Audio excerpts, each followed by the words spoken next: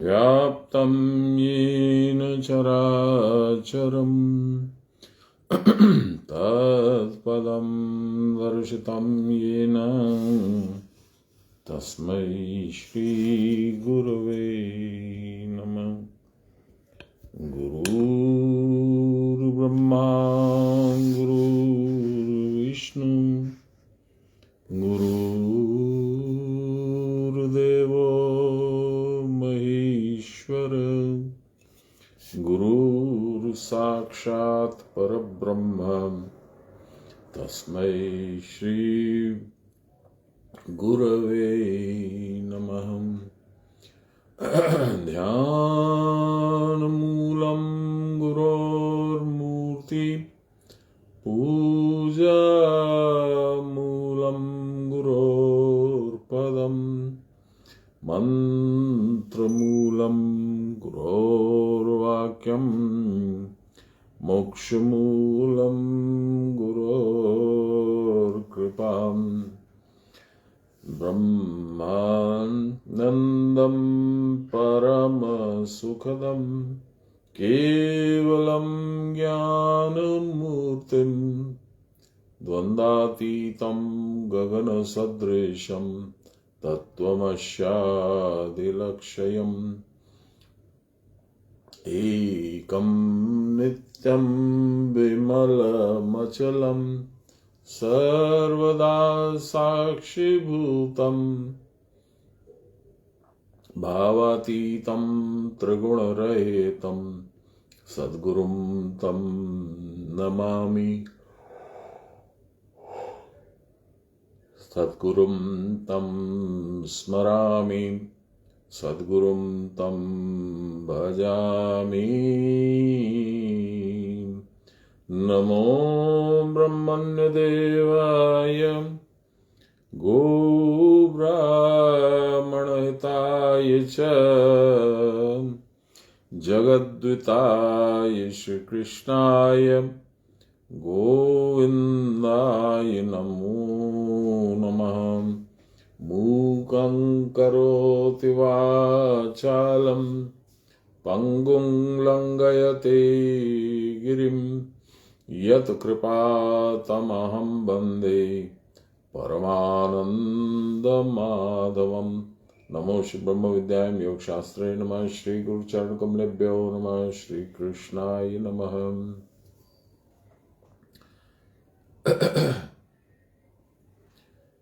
भगवान कहते हैं गीता में हृदयम पार्थ। हे पार्थ, गीता मेरा हृदय।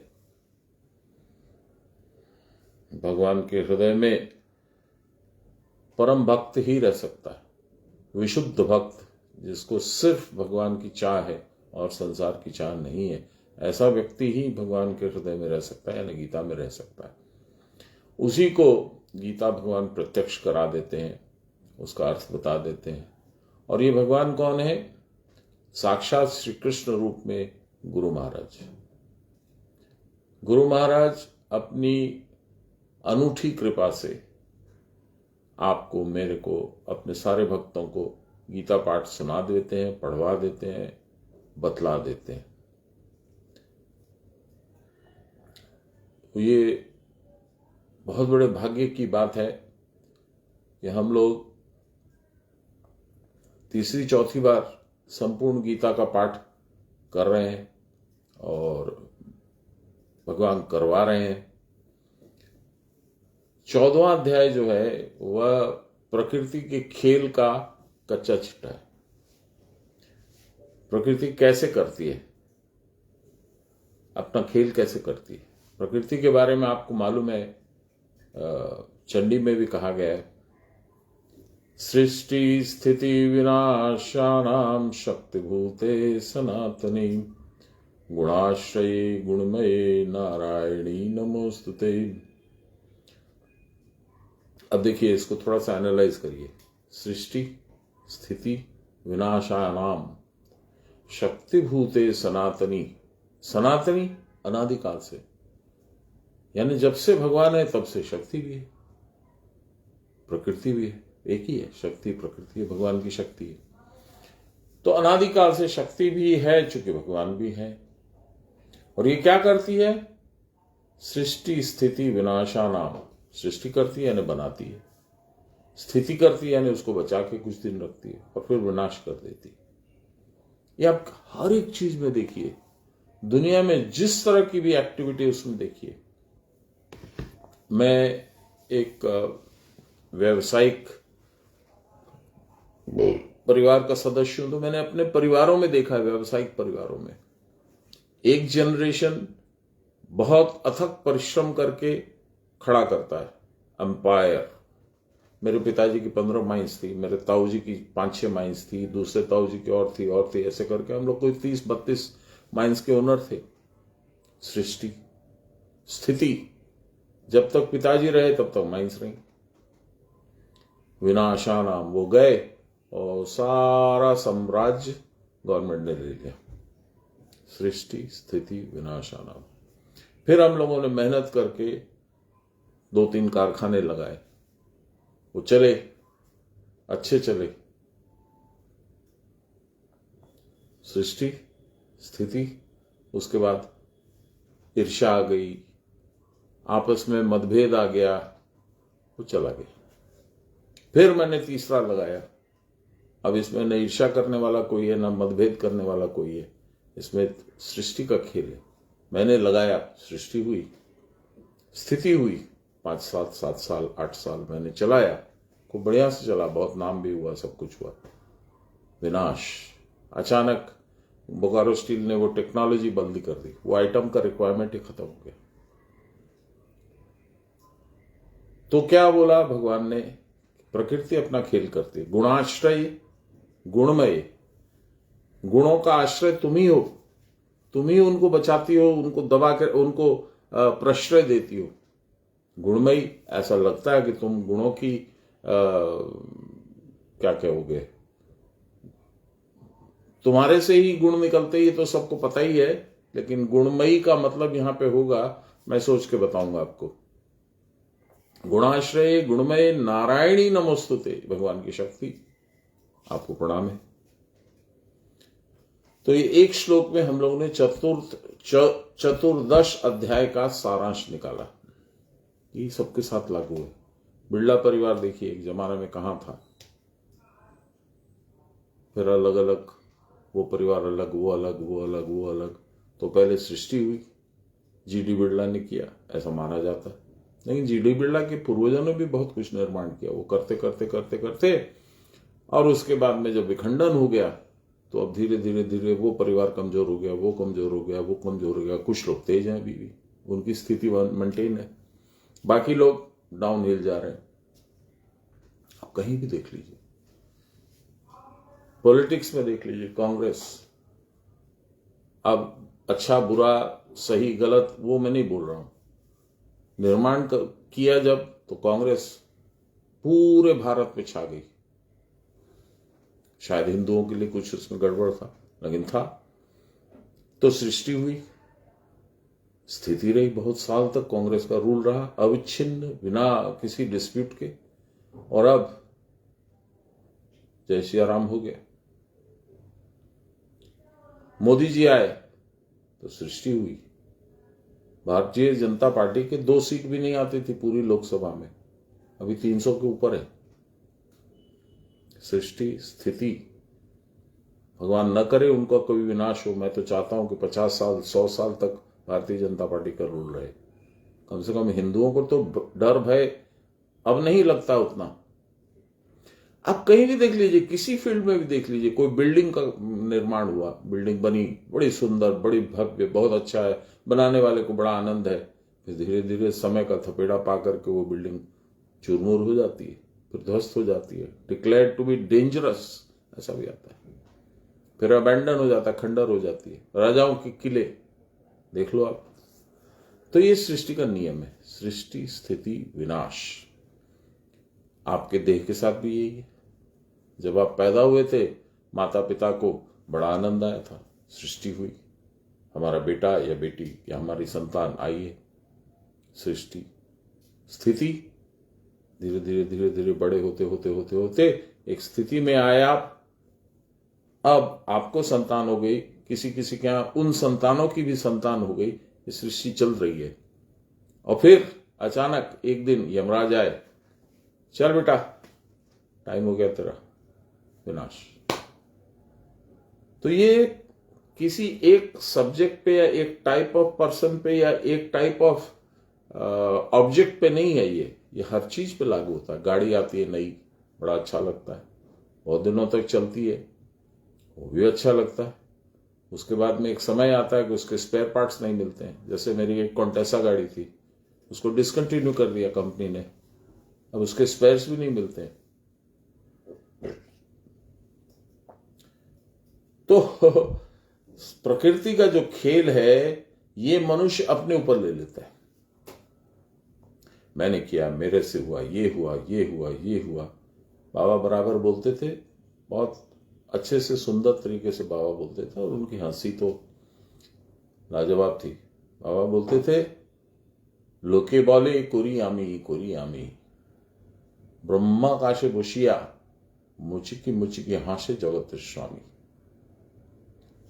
बाबा प्रणाम देवेन। बाबा बोलते थे, सब कहते मैं करता हूं, मैं करता हूं, मैं करता हूं, मैं करता हूं। करती कौन है? प्रकृति स्वयं। लोके बोले कोरी आमी, ब्रह्माकाश बसिया। ब्रह्माकाश कहां है? आपके सुषुम्ना के अंदर ब्रह्माकाश है। ब्रह्माकाश बसिया मुचिकी मुचिकी हास्य जगत स्वामी। जैसे बच्चा आके बताता ना, कैट रैट मैट फैट, देखो मैंने सीखा है, ये देखो ये कैट, CAT, मम्मी तुम कर सकती हो? नहीं बेटा मेरे को तो नहीं आता। हाँ तो सीखो, मैं बताता हूं तुमको। मम्मी को कैट रैट मैट सिखाता है बच्चा। हम लोग वैसे ही करते हैं भगवान के ऊपर। बाबा इसके लिए बोलते थे, खुदा ऊपर खुददारी। तो मनुष्य कितना अज्ञानी और कितना अभिमानी है, इसका परिचय हम लोग को यहीं से मिलता है। और इसका एक बुरा बहुत बड़ा असर है। वो असर ये है कि जो कुछ भी वो करता है और वो सोचता है कि वो कर रहा है, उसमें वो फंसता चला जाता है, कर्म फल बनाता चला जाता है। तो पहले तो भगवान ने हम लोग को 13वें अध्याय में ये बताया कि प्रकृति क्या है और पुरुष क्या है। पुरुष माने भगवान स्वयं, प्रकृति माने उनकी शक्तियां, जो पहले आद्या शक्ति रूप में एक है, फिर विभक्त होकर के दो बनती है, परा और अपरा, और उसके बाद में अपना खेल करती है। पहले तो उनसे परिचय कराया, वो दो अलग अलग, उसमें क्या सामंजस्य और क्या विभाजन है वो हम लोग को बताया भगवान ने। उसके बाद में जब वो हो गया, 13वें अध्याय में ये संपूर्ण हुआ, तो उसको बहुत सारांश, उसका बहुत लंबा 25-30 पेज का सारांश उसमें फिर से हम लोग को समझाया भगवान ने। जब वो हो गया, तब 14वें अध्याय में हम लोगों को समझाया कि प्रकृति के इंस्ट्रूमेंट्स क्या हैं, किन यंत्रों के द्वारा, किन इंप्लीमेंट्स के द्वारा प्रकृति अपना काम करती है। वो उनमें आया 3 ही गुण, रजगुण, तमगुण और सतगुण। तो इन तीनों के कॉम्बिनेशन, किसी में 5% ये, 10% ये, और बैलेंस जो है 85% तीसरा, और ये किसी में सतोगुण ज्यादा है, किसी में रजोगुण ज्यादा है, किसी में तमोगुण ज्यादा है। उसके अनुरूप आदमी का स्वभाव बदली होता है, उसके कार्यशैली बदली होती है, और उसके कार्यक्रम अलग अलग बनते हैं। तो ये जो विभाजन है, this is a combination of these 3 deadly items. तो भगवान ने कहा, इनके परे जाओ। इनके परे जब तुम जाओगे तो तुम प्रकृति की पकड़ से छूट जाओगे। तो ये सब हम लोगों ने पढ़ लिया, सुन लिया, देख लिया, चर्चा कर ली। आज हम लोग इसका परिशिष्ट पढ़ेंगे, 2-3 पेज का है। उसके बाद ये अध्याय खत्म हो जाएगा। हम लोग फिर जाएंगे उसमें उत्तम पुरुष अध्याय में 15वां, पंचदश 15वां उत्तम पुरुष, यानी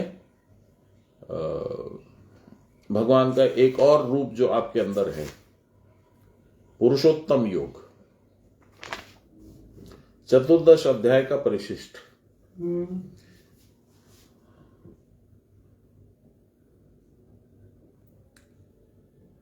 प्राणी शास्त्र के अनुसार उत्पादन और संहरण ये दो क्रियाएं जीवन तत्व के प्रधान विषय हैं।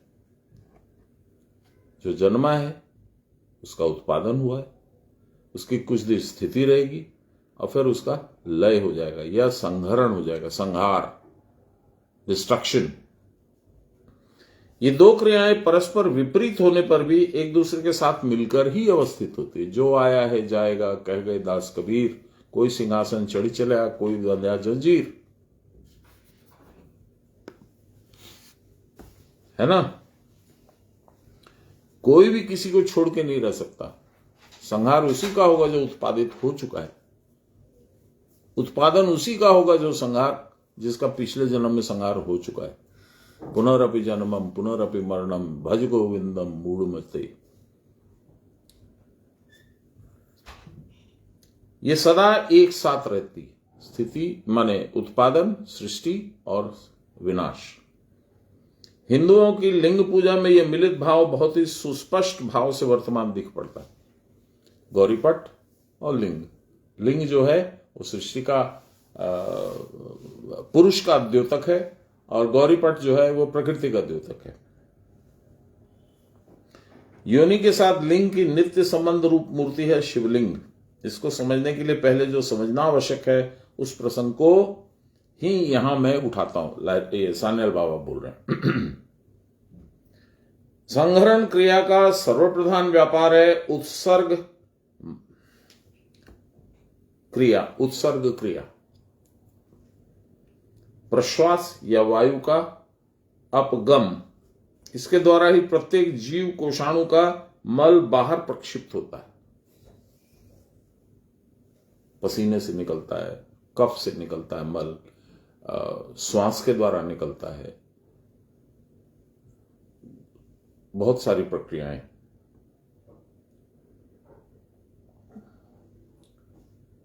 क्षण भर के लिए भी यह क्रिया यदि बंद हो जाए तो जीव का जीवन ही नहीं रहेगा। आना जाना सांस का यदि बंद हो जाए, खत्म।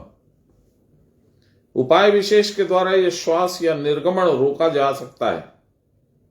कुंभक क्रिया, तब श्वास ग्रहण भी आवश्यक नहीं होता क्योंकि तब वो श्वास नाभि से चलता है। समाधिमग्न योगी की यह अवस्था इतनी स्वाभाविक हो जाती है कि सर्वसाधारण का श्वास ग्रहण और त्याग उसके लिए अस्वाभाविक जान पड़ता है। ये बाहर से सांस ले रहा है, अभी तक उसी में फंसा है। श्वास की बहिक्रिया निरुद्ध होने पर भी उनकी श्वसन क्रिया भीतर भीतर चलती रहती है।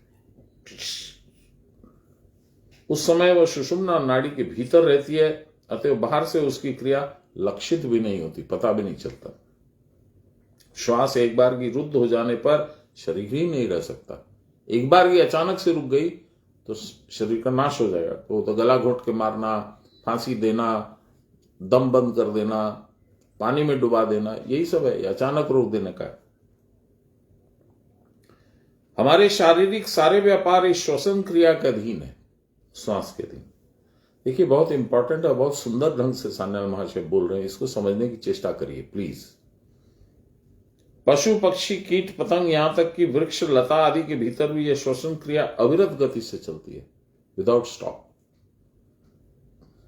आपको ध्यान में होगा, बाबा बहुत बोलते थे, इस बात को बहुत बार दोहराते थे।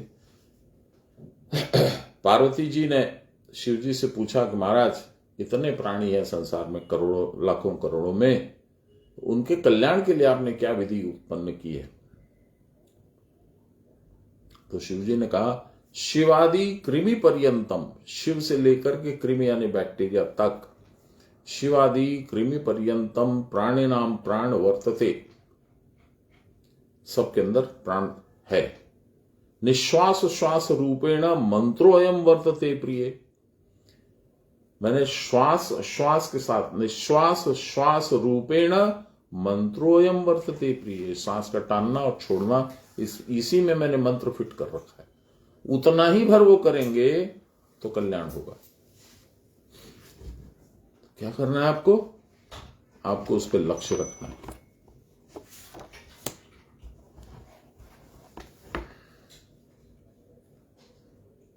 पशु पक्षी कीट पतंग यहां तक कि वृक्ष लता आदि के भीतर भी यह श्वसन क्रिया अविरत गति से चलती रहती है।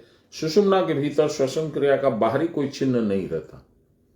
जैसे यहां हम लोग सांस लेंगे तो छाती फूलेगी, पिचकेगी, हम लोग को दिखेगा कि हाँ वो सांस ले रहा है। कभी दौड़ भाग कर लेंगे, जोर से सांस लेंगे तो ये पता चलता है।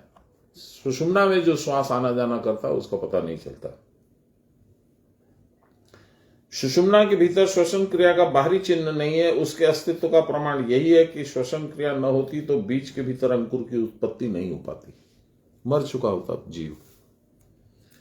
भुने बीज में अंकुर नहीं निकलता। इसको बाबा बोलते थे भर्जित मंत्र, क्योंकि उसके भीतर प्राण प्रवाहिका की आधार स्वरूप नाड़ी अग्नि में जलकर नष्ट हो जाती है। कौन सी अग्नि?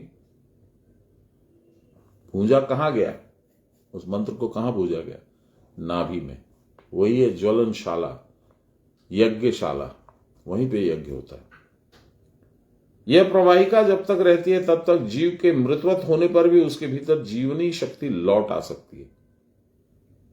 प्रवाहिका के नष्ट हो जाने पर जीवन की फिर कोई आशा नहीं रहती। समाधिमग्न योगी का बाहरी श्वास क्रिया चूंकि नहीं रहती, यहां तक कि चक्षु, कर्ण, नासिका, जिह्वा, त्वक भीतर के भीतर भी प्राण का स्पंदन नहीं पाया जाता। वर्चुअली डेड ऐसा समझा जा सकता है उनको, होते नहीं है, लगता है। फिर भी उनके भीतर निश्चय पूर्वक प्राण तो रहता है, क्योंकि व्युत्थित योगी के इंद्रिय आदि के कार्य साधारण जीव के समान ही देखे जाते हैं। यह प्राण धारा जब इड़ा पिंगला के भीतर से प्रवाहित होती है तब हम श्वास के आने जाने को देख पाते हैं, लक्षित करते हैं। जीव की इस अवस्था को साधारण माया में जीवितावस्था कहते हैं। एकमात्र प्राण को ही विविध कार्यों के अनुसार उनके विभिन्न स्थानों में गति के अनुसार प्राण, अपान, समान, उदान, व्यान, नाग, कूर्म, कुकर, देवदत्त, धनंजय आदि उपाधियां दी जाती हैं। इस प्रकार प्राण देह में सर्वत्र विचरण करके देहेंद्रिय, मनोबुद्धि आदि को अपने कार्य में संस्थापित कर देता है। सृष्टि, पोषण, ध्वंस के ये कार्य इस प्राण की ही शक्ति विशेष है। ये सारी कार्य शक्तियां ब्रह्मा, विष्णु और रुद्र के नाम से अभिहित होती हैं। सृष्टि का स्थान है मूलाधार से नाभि। नाभि से वक्षस्थल के बीच पोषण कार्य संपादित होता है। कंठ से आज्ञा चक्र तक लय स्थान है और उसके ऊपर सहस्रार अमृतमय स्थल है। देखिए आपके शरीर के 4 हिस्से बता दिए बाबा ने। इस स्थान में स्थिति होने पर जीव अजर और अमर हो जाता। कहां? यहां से लेके यहां तक के अंदर में यदि स्थान में आप हैं तो अजर अमर।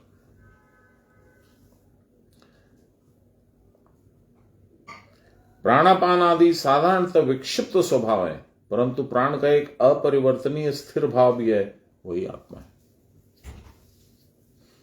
प्राण का यह स्थिर भाव न हो तो उसका चांचल्य भी नहीं रहेगा। जब स्थिर है तभी चांचल्य होता है। जो है ही नहीं तो चांचल्य किसमें होगा?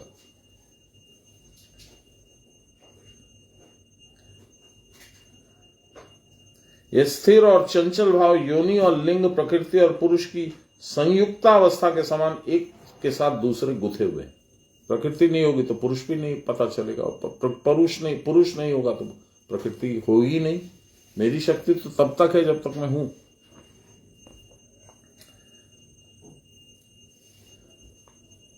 उनसे ही मानव जगत और ब्रह्म एक सूत्र में ग्रथित है। चंचल और स्थिर प्राण एक साथ ग्रथित हैं, अतः इस चंचलता से स्थिर भाव को बाहर करना पड़ेगा। जैसे दूध का जल भाग अलग कर देने पर उसके भीतर घी दिखाई देता, घृत, उसी प्रकार अनंत चांचल्य के भीतर से अनंत स्थिरता को बाहर करके लेना पड़ेगा। मृंज तृण से ईशिका सीख ग्रहण करने के समान धैर्य के साथ स्थिर प्राण अंतरात्मा को प्राणायाम आदि योग कौशल के द्वारा इस शरीरेंद्रिय से अलग कर डालना पड़ेगा। सूत्रात्मा जीव या प्राण सूत्रात्मा परमात्मा के साथ नित्य योग युक्त है, तथापि जीव के अदृष्ट के कारण वह स्वयं केंद्र से परिधि पर्यंत भ्रमण करके फिर केंद्र की ओर लौटता है। जीव बहिर्मुख होकर केंद्र से परिधि के भीतर पुनः पुनः घूमता हुआ भटक रहा है। जीव बहिर्मुख होकर केंद्र से परिधि के भीतर पुनः पुनः घूमता हुआ भटक रहा है। जन्म मृत्यु चांचल्य जनित सुख दुख आदि का शिकार विकार स्वकेंद्र से बहिर्गमन से विचरण के कारण होता है। हम लोग जब यहां से निकल के बाहर में घूमते हैं, संसार में भ्रमण करते हैं, संसार में नाना कौतूहलवश बहुत सारी चीजों को देखते हैं, तो हम लोग विडंबित होते हैं। बाबा बोलते थे, एखाने थे कि बेरुलेई तुम्हें भ्रम धरे नेबे, तो की दरकार बाबा, ভেতরে ঢুকে আরামে থাকো না ওখানে। এটা হচ্ছে ভ্রামরী গুহা, এখান থেকে বেরিয়েও না।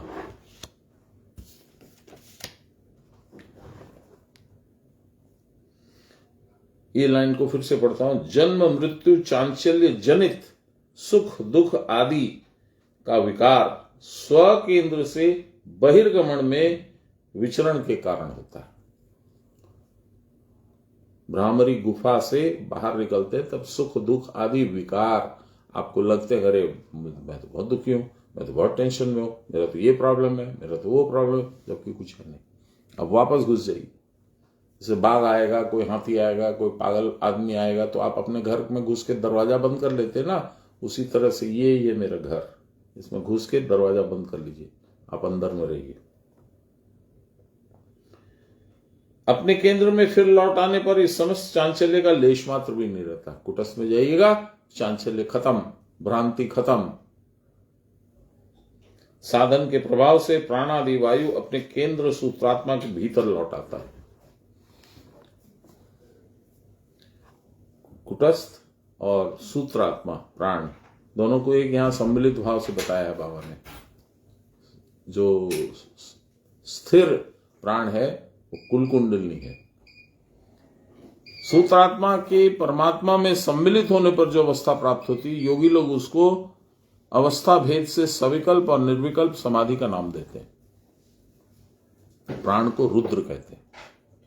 जैसे रुद्र संख्या में एकादश है, वैसे प्राण भी प्राण, अपान, व्यान, समान, उदान, नाम, नाग, कूर्म, कुकर, देवदत्त, धनंजय सूत्रात्मा को लेकर एकादश है। प्राण के रुद्र होने का प्रमाण है ये रुद्रास्ते खलु प्राणा। रुद्र का अर्थ है जो रोदन कराते हैं, रुलाते हैं। रोदन माने रुलाना। ये प्राण रूपी रुद्र ही विभिन्न नाड़ियों से प्रवाहित होकर देही को अष्टपाश में मानो आबद्ध करके रखते हैं, बांध के रखते हैं। दर्शन श्रवण आदि क्रिया सब प्राणवायु के अधीन ही तो है। इसी दर्शन श्रवण आदि के द्वारा जीव मोह विशिष्ट होकर, विषयासक्त होकर बद्ध हो जाता है और बहुत दिनों तक दुख भोगता है और रोता है। इसलिए श्रुति में ऋषियों ने प्रार्थना की है, रुद्र यत्ते दक्षिणाम मुखम ते नमामि पाहि नित्यम। हे रुद्र, अपने प्रसन्न दक्षिण मुख से मेरी सदा रक्षा करो। प्राण की स्थिरता ही रुद्र का दक्षिण मुख है। प्राण जब सुषुम्ना वाहिनी होता है तो उसका प्रसन्न भाव साधक को अभय दान प्रदान करता है, फियरलेसनेस। प्राण के सुषुम्ना वाही होकर प्रशांत भाव धारण किए बिना पुनः पुनः जन्म मरण के चक्कर से परित्राण पाने का दूसरा कोई उपाय नहीं है। यही प्रकृत शिव उपासना है, यही लिंग पूजा है। इस प्रकार की शिव उपासना ही सारासार तत्व है। जान पड़ता है भक्त साधक तुलसीदास ने इसी कारण कहा है, औरो एक गुपत मत सबही कहो कर जोरी, शंकर भजन बिना नर भगति न पावे मोरी। लिंग और योनि ये दो सृष्टि कार्य के प्रधान उपकरण हैं। शिव शक्ति, पुरुष प्रकृति, ईश्वर और माया के ये युग्मक भाव इस लिंग और योनि के सांकेतिक नाम है, सिंबॉलिक। यद्यपि ये एक के ही विभिन्न प्रकाश है, तथापि इन दोनों मूल शक्तियों के संयोग से ही सृष्टि कार्य होता है। भगवान ने कहा है ना, अहम बीज प्रद पिता, मैं बीज देने वाला पिता हूं और मेरी प्रकृति ही मेरी योनि है, उसी में बीज निक्षेप करता हूं, वहीं से सृष्टि होती है सारी। इस अभिन्न युग्मम भाव को ही ईश्वर या ईश्वरी कहते हैं। इस ईश्वर के भीतर एक और जहां सृष्टिकारिणी शक्ति विद्यमान रहती है, वहां दूसरी ओर वह तद्रूप प्रपंचातीत शांत शिवाद्वैत परब्रह्म में वर्तमान है। उस समय शिव और शक्ति को पृथक रूप से नहीं समझा जा सकता, परंतु जब परब्रह्म के भीतर सृष्टि की इच्छा होती है, तब उसके इस सृष्टि मुखी संकल्प रूपी बुलबुले के उदय होते हो न होते शिव शक्ति पृथक पृथक हो जाते हैं और द्वैत तत्व का विकास होने लगता है। परंतु शिव शक्ति उस समय भी विच्छिन्न नहीं होते। उस समय भी दोनों अंगांगी भाव से अक्षेद्य बंधन में मिले रहते हैं। जिस बंधन को तोड़ा नहीं जा सकता, अलग नहीं किया जा सकता, ऐसे बंधन में रहते हैं। उस समय अलिंग पदवाच्य न होने पर भी वह ज्ञान गोचर नहीं होता। इसलिए इस भाव को भी अव्यक्तावस्था कह सकते हैं। यही शिव शक्ति का समरस भाव है, यही जगदम्बा या आद्या शक्ति है। इसमें जो चैतन्य है वही द्वितीय पुरुष है। पश्चात इस अव्यक्तावस्था को भेद करके जो भास्कर ज्योति आविर्भूत होती है, उसको ही लिंग कहा गया, यही तृतीय पुरुष है। इस स्थान से प्रकृति पुरुष का भेद आरंभ होता है। यहां के नीचे जाने से प्रकृति अलग, पुरुष अलग। लिंग जब प्रकाशित होता है तो उसके साथ योनि भी उत्पन्न होती है। पहले जो एक अद्वितीय था, पश्चात जो द्वैत रूप में प्रकाशित होकर भी, अव्यक्त होकर भी अंगांगी रूप में वर्तमान था, वह अभेद भाव मानो छूट गया। प्रकृति पुरुष दोनों पृथक पृथक भाव में अब प्रकाशित होने लग गए, परंतु पारस्परिक पृथक अस्तित्व प्रस्फुटित होने पर भी जान पड़ता है कि ये एक दूसरे के साथ मानो जुटे हुए हैं। आप देखिए ना, मैं कई बार बोल चुका हूं, फिर से इसको दोहराता हूं। वृंदावन में भी आप देखिएगा, बांके बिहारी के मंदिर में बहुत गौर से लक्ष्य कीजिएगा तो आपको दिखेगा कि बिहारी जी की दो चोटियां हैं और दो मुकुट हैं, एक छोटा मुकुट, एक बड़ा मुकुट। शिव जी को अर्धनारीश्वर बोलते ही हैं, एक रूप। बाबा भी लिखे थे यहाँ पे, जो क्लब टाउन में मंदिर है उसके लिए भजन लिखे थे। उस दिन मेरे यहाँ आने की बात थी, अचानक राजकिशोर मोदी ने फोन किया कि बाबा मंदिर का इनॉग्रेशन है, आपको आना है। तो हमको बोले क्या करना है बोलो, वहां पे बुलावट है मेरी। मैंने कहा प्रभु आपको जो उचित लगता है वही कीजिए, जो सबके लिए कल्याणदायक तो वही कीजिए। तो बाबा बोले ताले जाइए खाने। वो ऐसा गए कि फिर लौटे नहीं। तो उन्होंने रचना की थी, आप लोगों को कई बार लाइन सुनाया हूं। आमार राधा श्याम का सोने से जे छे भालो। राधा और श्याम एक आसन पे ही हैं। ओगो सेजेছে ভালো যুগল রূপে করেছে আলো আমার রাধা শ্যাম একা শোনে সেজেছে ভালো। लंबा है, याद भी नहीं है पूरा सब। यही पुरुष और प्रकृति का पृथक और मिलित संयुक्त भाव है। योगी लोग इसको कुटस्थ ज्योति रूप में दर्शन करते हैं। ज्योतिर्मय प्रकृति मंडल का मध्य बिंदु या केंद्र स्थानीय जो कृष्ण गोलक छोटे शालिग्राम पत्थर के समान है। शालिग्राम को देखे होंगे आप, वो एक मेदू बड़ा जैसा होता है, रिंग, बीच में छेद, वही एक कृष्ण। जो खाटू श्याम है वो भी ऐसे ही है, शालिग्राम है।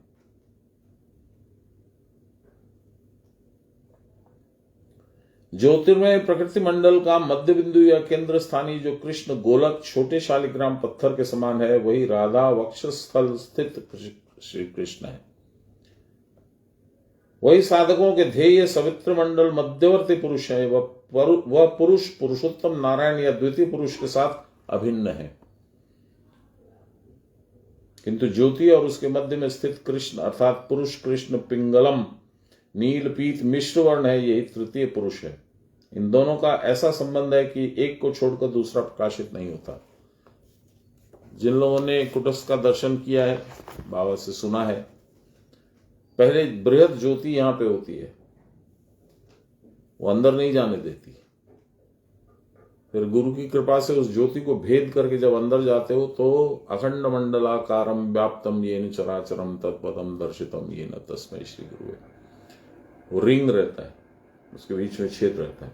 फिर उसमें जब जाते हो तो आपको गुफा में प्रवेश मिलता है।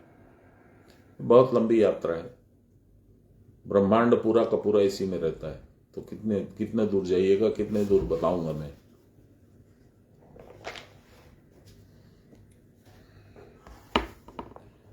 सब प्रकार के शिष्ट पदार्थों में एनीथिंग विच इज क्रिएटेड, यह युग्मम भाव अनुस्यूत है। सब में यह है, प्रकृति भी है, पुरुष भी है। यह युग्मंग रूप शिव शक्ति समरस भावपूर्ण चिदाकाश के सरोवर में जल में प्रस्फुटित कमल के समान उत्थित होता है। ठीक योनि के भीतर शिवलिंग के समान ज्योति ही मानव प्रकृति की देह, ज्योति जो भी बताया वो प्रकृति की देह है। और कृष्ण गोलक के भीतर बिंदु मानव पुरुष की देह। ये देह द्वय पृथक भाव से प्रकटित होकर भी अनादिकाल से नित्य मिलितावस्था में वर्तमान है। वो है तो वो है, दोनों एक साथ है। यह ज्योति स्वरूप देह त्रिगुणान्वित है, इसी से इसकी 3 रेखाओं के रूप में कल्पना करते हैं। इन तीनों रेखाओं के मिलने से एक त्रिभुज गठित होता है, ट्रायंगल फेसिंग डाउन। इसको अधोमुखी त्रिकोण भी बोलते हैं। यहीं से सृष्टि का प्रारंभ होता है। ये तीनों वस्तु एक होने पर भी गुणों के प्रवेश से विभिन्नाकार श्वेत रक्त कृष्ण रूप को प्राप्त होते हैं, परंतु उस अवस्था में भी उनका केंद्र मध्यस्थ बिंदु एक ही होता है। यह योनिमंडल ऊर्ध्वमुख और अधोमुख हाइट से 2 होता है। ऊर्ध्वमुख होता है मूलाधार में। मूलाधार में सृष्टि परिपूर्ण भाव में आ चुकी होती है। अब उस सृष्टि से निकल करके पूर्ण ब्रह्म भाव में जाना है, इसलिए it is pointing up like a triangle. और उसी तरह उसका रिवर्स है यहां पे, अधोमुखी त्रिकोण like a triangle pointing down. इसमें सबसे नीचे काला डॉट रहता है तमोगुण, राइट में लाल डॉट रहता है रजोगुण, और लेफ्ट में सुषुम्ना के रूप में व्हाइट डॉट रहता है, सफेद बिंदु। ये 3 बिंदु यहां रहते हैं। इसी की बात अभी हम लोग सुने।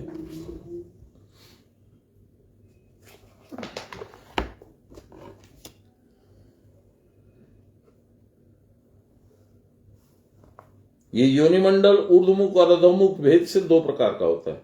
एक नीचे वाला ऊर्ध्वमुख, ऊपर वाला अधोमुख। ऊर्ध्वमुख योनि को ब्रह्म योनि और अधोमुख योनि को मातृ योनि कहते हैं। साधक को इसी मातृ योनि को भेद करके ऊपर उठाना है। इसी कारण तंत्र में कहा है, मातृ योनि परित्यज्य सर्व योनि समाचरेत। इसी कारण उभय योनियों का केंद्र है वह बिंदु। उस बिंदु स्थान को जाने बिना कोई साधक नहीं बन सकता। यद्यपि उसमें योनियों के भीतर यह एक बिंदु पुरुष वर्तमान है, तथापि जगत योनि कुंडलिनी के ऊपर अधोभाग में अवस्थान के कारण उस बिंदु में जो मानो 2 का भ्रम होता है। ये 2 बिंदु थर्मामीटर के पारे के समान ऊपर भी रह सकते हैं और नीचे भी। भेद इतना ही है कि यह बिंदु एक ही समय में उभय योनियों में वर्तमान होता है, यहां भी। तब यह बिंदु अधोमुखी होकर मूलाधारस्थ त्रिकोण यंत्र में अवस्थित होता है। तभी संसाराभिमुखी वासना का प्रवाह होता है। शिव जीव रूप में तब प्रकाशित होते हैं।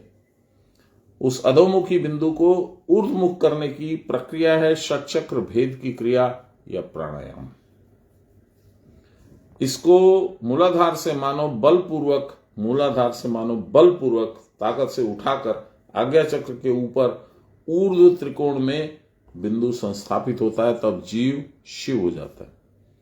इसी को स्मरण कर वेद कहते हैं ऊर्ध्वलिंगम विरूपाक्षम विश्वरूपम नमो नमः। विरूपाक्ष, विरूप अक्ष, विगत हो गया जिसका रूप, उसको देखो, ये विरूपाक्ष। क्योंकि इसकी दृष्टि उस समय जगत में संबद्ध नहीं होती। ऊर्ध्व त्रिकोण में बिंदु प्रतिष्ठित होने पर प्रपंचातीत अवस्था का साक्षात्कार होता है। ऊर्ध्व त्रिकोण में बिंदु को धारण करना ही सर्वाधान की क्रिया है। ऊर्ध्व त्रिकोण में गर्भाधारण होने पर जगत का लय होकर ब्रह्ममुखी अप्राकृत अवस्था का उदय होता है, तथा अधः त्रिकोण में गर्भाधान होने पर जगत प्रपंच प्रकाशित होता है। और ये क्या है, ये एक ट्रायंगल दूसरे ट्रायंगल से मिला हुआ है। ये कभी ऊपर, ये कभी नीचे, ये कभी ऊपर, ये कभी नीचे। ये शिव जी का डमरू है। ये ट्रायंगल एक है और दूसरा उसी के साथ लगा हुआ है। अंगांगी भाव से लगता है, ऊपर नीचे होता है। शिव जी का डमरू बजता, बहुत कुछ रचना होती है उस डमरू की आवाज से।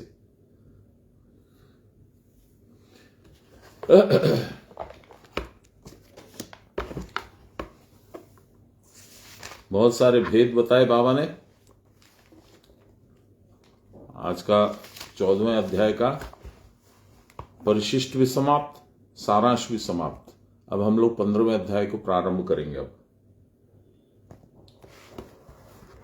पंचदशो अध्याय, पुरुषोत्तम योग, संसार अश्वत्थ। अश्वत्थ पीपल का पेड़, इसलिए अश्वत्थामा संसारी। श्री भगवान वाच, एक ऐसा है संसार का पेड़। ऊर्ध्वमूल मद शाखा अश्वत्थम प्राहुरव्ययम छंदासी यस्य पर्णानि यस्तम वेद स वेदवित्। ऊर्ध्वमूलम, ये पेड़ उल्टा है। इसकी जड़ें जो है वो मेरे चरणों से निकली हैं, कुटस्थ से, और नीचे की ओर इसका विस्तार है।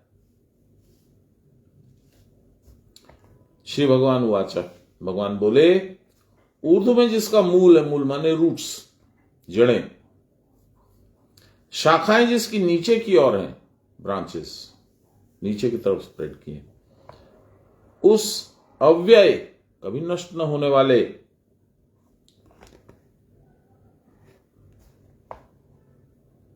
अश्वत्थ रूप संसार जो कल तक नहीं रहेगा। संसार इतना अनित्य है। नहीं, श्व कल, स्था रहना, अश्वत्थ कहते हैं उसको, ऐसा कहते हैं, अश्वत्थ कहते हैं। अश्वत्थ का मतलब पीपल का पेड़ भी माना जाता है। और ये जो बाबा ने आध्यात्मिक व्याख्या करी वो तो मुझे याद भी नहीं था, पढ़ा तो कई बार हूं पर याद नहीं था। प्राहु ऐसा कहा जाता है। छंदासी, सारे वेद जिसके पत्ते हैं, उसको जो जानता है वही वेद वेत्ता है। ये अध्याय, ये श्लोक विशेष करके बहुत लंबा है, तो मुझे तो नहीं लगता है कि आज हम लोग कंप्लीट कर पाएंगे। और 15 ही मिनट का टाइम है, पर जितना होगा होगा। तो 2-3 बातें जो अनुवाद में बाबा ने लिखी है वो पढ़ देता हूं, वो आवश्यक है। वैराग्य के बिना भक्ति या ज्ञान दोनों नहीं होते। न भक्ति होगी न ज्ञान होगा। यह स्पष्ट है, अर्थात व्यक्त है, पता है। इसलिए भगवान ने 15वें अध्याय में वैराग्य के साथ ज्ञान का उपदेश दिया। 15वें अध्याय में जो पुरुषोत्तम योग है, ये वैराग्य के साथ ज्ञान की प्राप्ति का उद्देश्य से दिया गया अध्याय। 17वें अध्याय के अंत में 26 और 27 श्लोक में माम च यो अव्यभिचारेण इत्यादि वाक्यों से कहा है भगवान ने कि परमेश्वर की एकांत भक्ति से भजनशील व्यक्ति तत्प्रसादास्लब्ध ज्ञान के द्वारा मुक्ति प्राप्त करते हैं, परंतु अविरक्त वैराग्यहीन व्यक्ति को एकांत भक्ति या ज्ञान होना संभव नहीं है। इसलिए वैराग्य पूर्वक ज्ञान का उपदेश देने की इच्छा से पहले 1.5 श्लोकों के द्वारा संसार स्वरूप का रूप काल अहंकार में वर्णन करते हुए भगवान कह रहे हैं यह संसार वृक्ष ऊर्ध्वमूल है, अर्थात इसका मूल ऊपर में है, उत्तम में है, और क्षर और अक्षर से जो उत्कृष्ट है वह पुरुषोत्तम इसका मूल है। वो पुरुषोत्तम से ही ये जड़ें निकली हैं। संसार और पुरुषोत्तम से अधः अवार अर्वाधीन कार्यों में साधि विशिष्ट हिरण्य गर्भादि इसके द्वारा गृहित हुए। वृक्ष की शाखा के समान इसकी शाखा है। इसको अश्वत्थ कहते हैं क्योंकि विनश्वर होने के कारण अर्थात आगामी प्रभात तक वो टिकने वाला नहीं है। समय आएगा, संसार नष्ट हो जाएगा, आप चले जाओगे, मैं चला जाऊंगा, वो चला जाएगा, इसलिए विश्वास के योग्य नहीं है। पुनः इसको अव्यय कहते हैं क्योंकि प्रवाह रूप से इसका कभी विच्छेद भी नहीं होता। एक गया, दूसरा आया, दूसरा गया, तीसरा आया, तीसरा गया, चौथा आया, पीढ़ी दर पीढ़ी चल रहा है। ये सब तो बोला है बाबा ने। कुटस्थ द्वारा अनुभव हो रहा आध्यात्मिक व्याख्या। मूल ऊपर है, शाखा नीचे, सिर ऊपर, हाथ पैर नीचे, इस प्रकार अश्वत्थ रूपाकार कलेवर हूं। कलेवर माने मनुष्य का स्थूल देह। उल्टा छंद अर्थात कुटस्थ के भीतर जो बेल बूटे दिख पड़ते हैं वे पत्ते हैं। इस प्रकार की कुटस्थ को जो जानता है वह वेद को जानता है और श्रुति में भी है। ऊर्ध्वमूलो अवकाशाखा अवाक शाखा एषो अश्वतः सनातन तदैव शुक्रम तद्ब्रह्म तदेवामृतमुच्यते तस्मिन् लोकाश्रिता सर्वे तदुन्नात्येति कश्चन। यह संसार रूपी वृक्ष अचिरस्थायी है। चिरस्थायी लॉन्ग लास्टिंग, अचिरस्थायी शॉर्ट लास्टिंग। आगामी दिवस तक यह रहेगा या नहीं, इसमें कोई संदेह है। इस अश्वत्थ का ऊर्ध्व का जो विष्णु का परम पद है वही इसका मूल है, वहीं पे रूट्स हैं। इसकी शाखाएं नीचे की ओर हैं। स्वर्ग, नरक, तिर्यक और प्रेत आदि की देह प्राप्ति रूप शाखाओं द्वारा यह अवाक शाखा है। भू भुव स्व मह जन तप और सत्य, इन सप्त लोकों में रहने वाले ब्रह्मादि भूत समूह रूपी पक्षियों ने इसमें नीड़ बनाए हैं, घोंसले। सनातन अनादिकाल से प्रवाह रूप में वर्तमान होने के कारण चिरंतन है। इसको देखिए, हड़बड़ करके मैं नहीं पढ़ूंगा, इसमें 2 दिन लगे 3 दिन लगे, हम लोग इसको विस्तार से पढ़ेंगे तभी आनंद आएगा। समझिएगा तो आनंद आएगा। क्योंकि जब अब आप लोग को बताता हूं तो मेरे भी आंखें खुलती हैं, दिमाग खुलता है, मुझे भी कुछ कुछ याद आ जाता है। बाबा ने ऐसे बोला था, बाबा ने ऐसे बोला था, नहीं तो वो भी नहीं आएगा। फटाफट पढ़ दूंगा तो हवा के झोंके से उड़ जाएगा सब कुछ। इस संसार वृक्ष का जो मूल है, रूट्स, वह शुक्रम, शुभ्र या शुद्ध ज्योतिर्मय चैतन्यात्मक आत्मज्योति स्वभाव है। उसमें ज्योति प्रकट होती है, चमकता है, स्वप्रकाश है।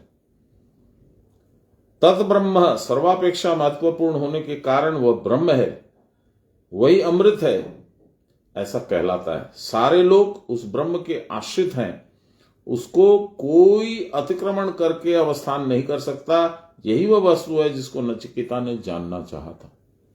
कठोपनिषद नचिकेता और यमराज की का संवाद है।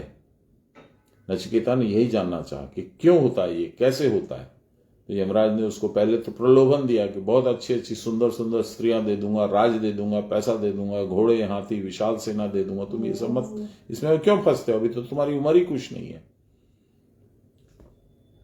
मैंने पहले अनेक बार इस गीता की व्याख्या में उल्लेख किया है कि ब्रह्मांड ही संहार है, ब्रह्मांड ही संहार है, और यह देह उस ब्रह्मांड का क्षुद्र आयतन है।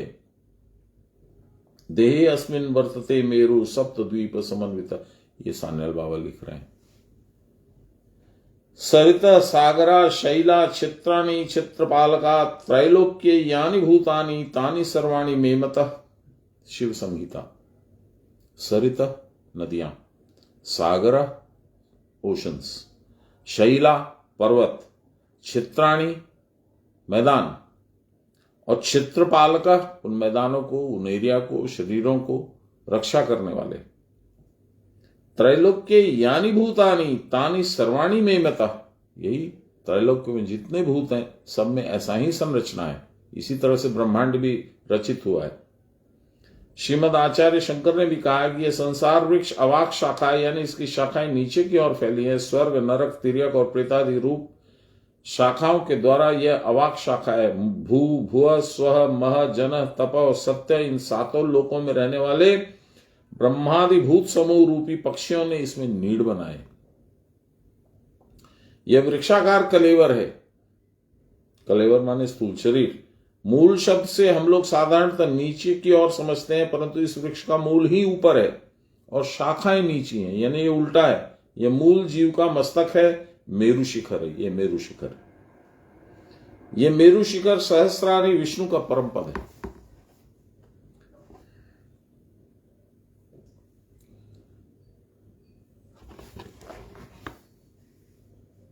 शवस्थानम शैवा परम पुरुषम वैष्णव गणा लपनतीति प्रायो हरिहर पदम केचिद परे पदम देव्या देवी चरणम युगलनन आनंद रसिका मुनिन्द्रा अप्यन्ये प्रकृतिम पुरुषम स्थान मम्मला। शवलोक, शव तो नहीं होगा, शैवलोक होगा। शैवलोक उक्त स्थान को शिव स्थान कहते हैं, प्रिंटिंग मिस्टेक है। वैष्णव लोग इसी स्थान को परम विष्णु का स्थान कहते हैं। कोई कोई इसको हरिहर स्थान कहता है और देवी भक्त इसको शक्ति स्थान, या कोई कोई विशुद्ध मुनिगण उसे प्रकृति पुरुष का स्थान कहते हैं। यह स्थानम ज्ञात्वा नियत निजदितो नरवरो न भूयात संसारे क्वचिदपि न बद्ध त्रिभुवने समग्र शक्ति सियान्यः मनस्तस्य कृतिन सदा कर्तु हर्तु खगतिरपि वाणी सुविमला। इस सहस्रार पद्म को जानकर जो अपने चित्त को उसमें संयत करने में समर्थ होता है और नरों में श्रेष्ठ होता है। उसको फिर संसार में या त्रिभुवन में कहीं भी बंधा हुआ नहीं महसूस करता, बद्ध नहीं होता। वह संयत चित्त कृति ही समग्र शक्ति को आयत कर सकता है। सृष्टि स्थिति संहार को कि उसको सामर्थ्य प्राप्त हो जाता है और वह शून्य मार्ग में विचरण कर सकता है। वाग देवी उसके मुख में निरंतर अधिष्ठान करती है। वाणी, देखिए मैं सोच ही रहा था इस श्लोक का, जो ये अभी इन्होंने कहा ना कि जो यहां रह सकता है उसको मुक्ति प्राप्त होती है, उसका यह श्लोक है। ये मुझे याद है। ब्रह्मरंध्रे मनोदत्वा क्षणार्धम यदि तिष्ठति सर्व पाप विनिर्मुक्त्वा तातिम परमागतिम। ब्रह्मरंध्र में मन को स्थापित करके यदि कोई एक क्षण भी, आधे क्षण भी वहां रह सकता हो तो वह सर्व पाप से मुक्त होकर परम गति को प्राप्त करता है। अस्मिन् लीनं मनो यस्य स योगी मयि लीयते अणिमादि गुणान् भुक्त्वा स्वेच्छया पुरुषोत्तमम्। जिसका चित्त ब्रह्मरंध्र में लीन होता है वही पुरुषोत्तम है। यह स्वेच्छानुसार अणिमादि ऐश्वर्यों को भोग कर अंत में मुझ में ही विलीन हो जाता है। अणिमादि क्या है? 8 है। अष्ट सिद्धि नौ निधि के दाता असवर दीन जानकी माता। ये कौन देती है? सीता जी ने हनुमान जी यानी प्राण को। सीता जी कौन है? कुल कुंडलिनी शक्ति। उन्होंने अपने पुत्र हनुमान को यह आशीर्वाद दिया था कि तू जिस पे प्रसन्न होगा, यानी प्राण जिस पे प्रसन्न होगा, उसको ये अष्ट सिद्धि नौ निधि के दाता तू उनको दे सकेगा। 8 सिद्धि क्या? अनिमा, लघिमा, महिमा इत्यादि। छोटा बड़ा जैसा चाहे वैसा अपने शरीर को बना सकता है। इस सहस्रार कमल पद स्थित विष्णु के परम पद से गंगा, यमुना, सरस्वती रूप त्रिधारा ईड़ा, पिंगला, सुषुम्ना रूपी नाड़ी त्रय प्रवाहित होती है। ये तीनों धाराएं त्रयी है या वेद मात्र है, वेद त्रय है। इस वेद त्रय की क्रिया के द्वारा अर्थात ईड़ा, पिंगला, सुषुम्ना का कार्य होते रहने पर ही त्रिलोक व्यवस्थित रहता है। जब तक इनकी क्रिया वर्तमान है तब तक ये भू, भुव, स्व आदि त्रिलोक विद्यमान रहते हैं।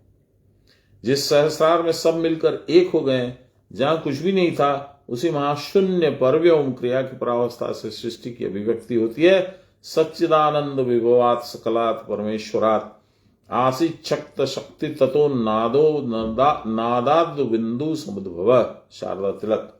सच्चिदानंद ब्रह्मयुक्त आद्या शक्ति से जो नाद उत्पन्न हुआ है, उससे ही, उस नाद से ही बिंदु की उत्पत्ति होती है। और बिंदु क्या है, ये हम लोग बहुत बार डिस्कशन कर चुके। बिंदु समाना सिंधु में सो जाने सब कोई, सिंधु समाना बिंदु में जाने बिरला कोई, ये हम लोग बहुत बार चर्चा कर चुके हैं। कैसा होता है, ये कल्पना के बाहर है, ये भगवान की रचना है, भगवान की सृष्टि है। यत भांडे तत् ब्रह्मांडे, सारे ब्रह्मांड में जो कुछ है वो आपके भांड में यानी शरीर में भी है। ये कैसे संभव है उनकी इच्छा। प्राणियों के सकाम भाव से कृत कर्म जब फल उन्मुख होते हैं, तब सर्व साक्षी सर्वकर्म फलप्रद परमेश्वर से स्वयं सृष्टि, माया और पुरुष का प्रादुर्भाव होता है। तदनंतर बिंदु रूपी त्रिगुणात्मक अव्यक्त का आविर्भाव होता है। यही शक्ति तत्व है। बिंदु का अचिदंश बीज है और चिद चित्त मिश्रांश नाद है। चैतन्याधिष्ठित प्रकृति या शक्ति की क्रिया प्रधान अवस्था ही नाद है। देखिए, मैं इसको हड़बड़ करके नहीं बोलूंगा, बोलने में बहुत टाइम लगेगी। अब एक एक शब्द व्याख्यात होना जरूरी है। जैसे मैं बताऊं आपको, प्राणियों के सकाम भाव से कृत कर्म यानी फलाकांक्षा सहित जो कर्म किए गए हों, सकाम, उससे जो किए गए हों वो कर्म बनते, वो कर्म आपको बांधते हैं, है ना। ये जब फलोन्मुख होते हैं यानी प्रारब्ध कर्म बन जाते हैं, जो कि फल देना चालू कर देते हैं, तब क्या होता है, सर्व साक्षी, सबका साक्षी, सर्वकर्म फलपद परमेश्वर से स्वयं उस सृष्टि, माया और पुरुष का प्रादुर्भाव होता है, भगवान। तदनंतर बिंदु रूपी त्रिगुणात्मक अव्यक्त का आविर्भाव होता है, बिंदु प्रकट होता है। यही शक्ति तत्व है। बिंदु का अचिदंश बीज है और चिद चित्त मिश्रित नाद है। नाद और बिंदु दोनों आते हैं। चैतन्याधिष्ठित प्रकृति या शक्ति की क्रिया प्रधान अवस्था ही नाद है। अवयवी भूत होना अर्थ वाले बिंदु धातु के साथ ऊ प्रत्यय लगाने से बिंदु पर सिद्ध होता है। बाप रे, जो अवयवी भूत हैं, अवयव माने हाथ पांव नाक कान इत्यादि, जो सब अवयव फिट है वही बिंदु है। रेखाओं से त्रिकोण चतुष्कोण आदि नाना प्रकार के फिगर बनते हैं। रेखा बिंदु की समष्टि मात्र है। इसको जरा सा समझा देता हूं, फिर यही समाप्त करता हूं। ये जो बिंदु है ये सृष्टि बनाता है। कैसे? मैथ्स जिसने पढ़ा है, यदि उसको याद है, तो कहा गया है a straight line is a series of dots that connects point A to point B. यहां से यहां तक का जब आपको जोड़ना है तो आप बिंदुओं को जोड़ते जाइए, यानी वो बिंदु यहां से वहां मूव करेगा। ये हो गया, चांचल्य आ गया। अब ये बिंदु एक स्ट्रेट लाइन, तो आपको पता है मैथमेटिक्स में भी ये थियरी है, straight line is a number of dots joining point A to point B. अब इसके बाद में आप आइए कि आकार कैसे बनता है। वही बिंदु स्ट्रेट लाइन नहीं होके जब it takes different forms, shapes and geometries, then it forms objects. उसमें प्रकृति के अनुसार, गुणों के अनुसार रंग भरती है प्रकृति, और ऐसा लगता है जैसे पहले हम लोग, मेरे पिताजी बहुत बार लाते थे, छोटी छोटी किताबें आती थी कार्टून टाइप की, उसमें ऐसे करके पेज को छोड़ते जाते थे, तो देखते थे एक एक पेज में एक एक आकृति बनी हुई है। वो हाथ उसका धीरे धीरे उठ रहा है, कोई क्रिकेट खेल रहा है तो बैट ऐसे चल रहा है। ये सब हर एक पेज में स्थिरता है, लेकिन चूंकि हम लोग पेज को इतने रैपिडली घुमा रहे हैं, इसलिए हम लोग को ऐसा लग रहा है उसमें मोशन है। तो चांचल्य भी आ गया, रंग भी आ गया, आकृति भी आ गई, संसार खड़ा हो गया। इस पे जरा सोचिएगा। हम लोग अब कल आगे का पाठ करेंगे, टाइम हो गई है। ब्रह्मार्पणम ब्रह्म हविर्ब्रह्माग्नो ब्रह्मणाहुतम ब्रह्मैव तेन गंतव्यम ब्रह्म कर्म समाधिनाम नमो श्री ब्रह्म विद्यां योग शास्त्रे नमः। श्री गुरुचरण कमलेभ्यो नमः। श्री कृष्णाय नमः। श्री कृष्ण गोविंद हरे मुरारे, हे राम नारायण वासुदेव। श्री गुरु चैतन्य हे आत्मदेव, हे मात दुर्गे हर हे मात दुर्गे हर विश्वनाथ। सर्वे भवन्तु सुखिनः, सर्वे सन्तु निरामया, सर्वे भद्राणि पश्यन्तु, मा कश्चित् दुःखभाग् भवेत्।